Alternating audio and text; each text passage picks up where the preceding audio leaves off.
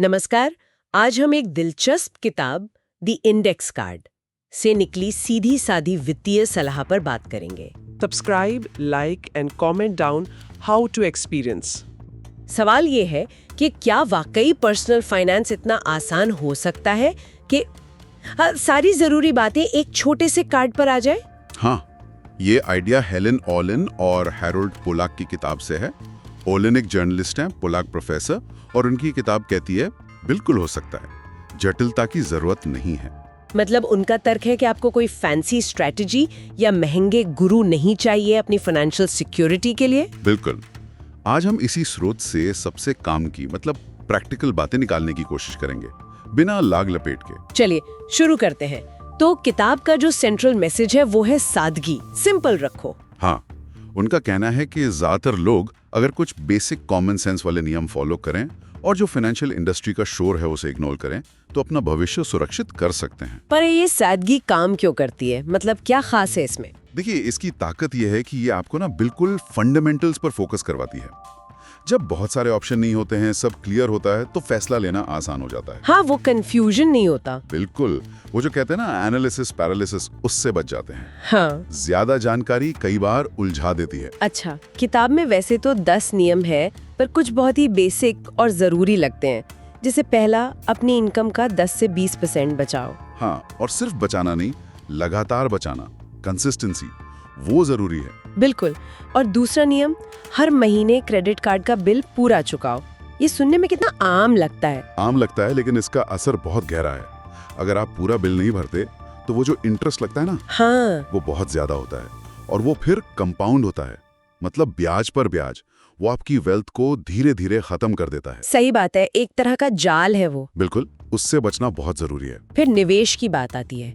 किताब कहती है महंगे एक्टिव फंड्स या सीधे स्टॉक खरीदने के बजाय कम लागत वाले डाइवर्सिफाइड इंडेक्स फंड्स में इन्वेस्ट करो। हाँ, इंडेक्स फंड्स मतलब जो पूरे मार्केट को ट्रैक करते हैं, किसी एक दो स्टॉक पर दांव लगाने की बजाय। और फीस पर ध्यान देने की बात भी है। बहुत ज्यादा।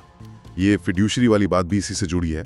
आपका सलाहकार फिड्यूशरी होना चाहिए। ये फिड्यूशरी स्टैंडर्ड क्या है, मतलब आम भाषा में? सीधी सी बात है, फिड्यूशरी वो होता है जो कानूनी तौर पर आपके बेस्ट इंटरेस्ट में काम करने के लिए बाध्य है। वो आपको वो प्रोडक्ट नहीं बेचेगा जिसमें उसका कमीशन ज्यादा हो, बल्कि वो जो आपके लिए सही हो। अच्छा, ये तो बहुत जरूरी हुआ फिर। हाँ, क्योंकि हितों का टकराव, कॉन्फ्लिक्ट ऑफ इंटरेस्ट बहुत होता है इस इंडस्ट्री में। और कम लागत वाले फंड्स की बात करें तो शायद लगे कि 1% या 1.5% फीस क्या है। हाँ, लगता तो नहीं है ज्यादा, लेकिन लंबे समय में, मान लीजिए 20-30 साल में, ये छोटा सा दिखने वाला फर्क आपके रिटर्न का एक बड़ा हिस्सा, शायद 20% या उससे भी ज्यादा, खा सकता है। बाप रे, इतना ज्यादा? हाँ, कंपाउंडिंग आपके लिए काम करनी चाहिए, फंड मैनेजर के लिए नहीं। तो ये सारे नियम, मतलब बचत, कर्ज से दूरी, सही निवेश, भरोसेमंद सलाह, ये सब जुड़े हुए हैं। बिल्कुल, ये एक पूरा सिस्टम है। ये सिर्फ टिप्स नहीं है, ये एक फ्रेमवर्क है कि आप फाइनेंशियल ट्रैप से कैसे बचें, कंपाउंडिंग का फायदा कैसे उठाएं और ये कैसे पक्का करें कि सलाह आपके हित में हो। और एक और दिलचस्प बात, किताब सिर्फ पर्सनल फाइनेंस तक सीमित नहीं रहती, वो सोशल सिक्योरिटी जैसे सामाजिक बीमा कार्यक्रमों को मजबूत करने की भी बात करती है। अच्छा, यानी पर्सनल फाइनेंस और सोशल सेफ्टी नेट दोनों जरूरी हैं। हाँ, उनका मानना है कि असली वित्तीय सुरक्षा तभी मिलती है जब व्यक्तिगत कोशिशों के साथ एक मजबूत सामाजिक सुरक्षा ढांचा भी हो। ये तो एक अलग पर्सपेक्टिव है। किताब की खूबियां तो साफ है, सीधी भाषा, एक्शन लेने लायक सलाह, और ये कई मिथकों को तोड़ती है। हाँ, जैसे कि आपको मार्केट को बीट करने वाले एक्सपर्ट की जरूरत है, ये सब। लेकिन क्या ये थोड़ी ज्यादा बेसिक नहीं है उन लोगों के लिए जिन्हें थोड़ी बहुत जानकारी पहले से है? हो सकता है कुछ लोगों को ये बेसिक लगे, लेकिन मेरे ख्याल से यही इसकी सबसे बड़ी ताकत है।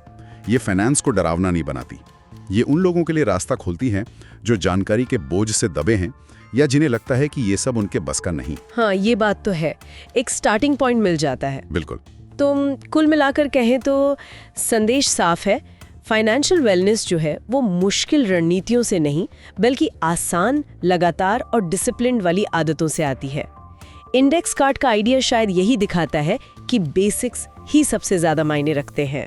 हाँ, और एक सवाल सोचने के लिए छोड़ जाते हैं हम। सोचिए, अगर कोई इन आसान नियमों में से सिर्फ एक नियम मान लीजिए, सिर्फ लगातार बचत करना या सिर्फ क्रेडिट कार्ड का पूरा बिल भरना, को पूरी ईमानदारी से, अनुशासन से जिंदगी भर निभाए तो अकेले उस एक नियम का उसकी फाइनेंशियल हालत पर कितना जबरदस्त पॉजिटिव असर पड़ सकता है। ये सिर्फ नियमों की लिस्ट नहीं है, ये फाइनेंशियल लाइफ में एक अनुशासित सादगी अपनाने का न्योता है। आज के लिए इस दिलचस्प विचार मंथन में इतना ही। हाँ, और चलते चलते बस एक सोचने वाली बात छोड़ जाता हूँ।